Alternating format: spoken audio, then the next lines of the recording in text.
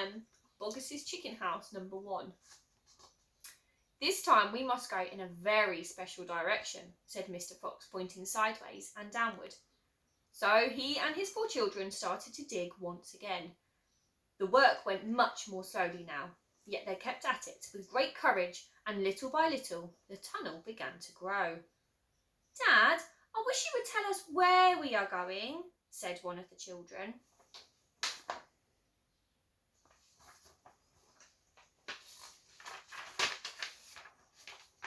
I dare not do that, said Mr. Fox, because this place I am hoping to get to is so marvellous that if I described it to you now, you would go crazy with excitement, and then if we failed to get there, which is very possible, you would die of disappointment.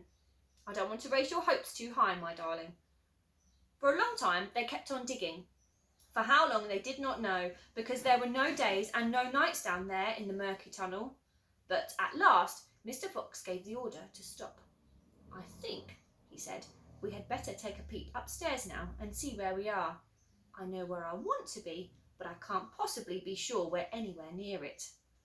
Slowly, wearily, the foxes began to slope the tunnel up towards the surface. Up and up it went, until suddenly they came to something hard above their heads, and they couldn't go up any further. Mr. Fox reached up to examine this hard thing. It's wood, he whispered. Wooden planks. What does that mean, Dad? It means, unless I'm very much mistaken, that we are right underneath somebody's house, whispered Mr. Fox. Be very quiet now while I take a peek. Carefully, Mr. Fox began pushing up one of the floorboards. The board creaked most terribly, and they all ducked down, waiting for something awful to happen. Nothing did. So Mr. Fox pushed up a second board, and then very, very cautiously he poked his head up through the gap. He let out a shriek of excitement. I've done it! He yelled. I've done it! First time! I've done it! I've done it! He pulled himself up through the gap in the floor and started prancing and dancing with joy. Come on up, he sang out. Come on up and see where you are, my darlings. What a sight for a hungry fox. Hallelujah! Hooray, hooray! The 4 small foxes scrambled up out of the tunnel, and what a fantastic sight it was that now met their eyes.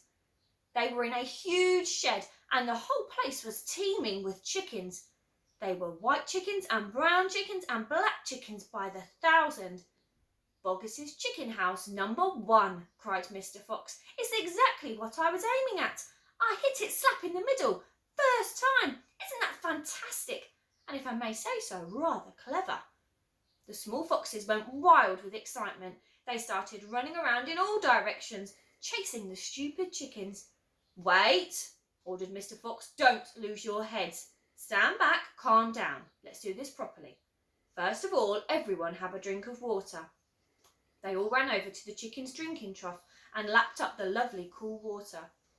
Then Mr. Fox chose 3 of the plumpest hens, and with a clever flick of his jaws, he killed them instantly. Back to the tunnel, he ordered. Come on. No fooling around. The quicker you move, the quicker you shall have something to eat. One after another, they climbed down through the hole in the floor, and soon they were all standing once again in the dark tunnel. Mr. Fox reached up and pulled the floorboards back into place. He did this with great care. He did it so that no one could tell they had ever been moved. My son, he said, giving the 3 plump hens to the biggest of his 4 small children, run back with these to your mother. Tell her to prepare a feast. Tell her the rest of us will be along in a jiffy, as soon as we have made a few other little arrangements.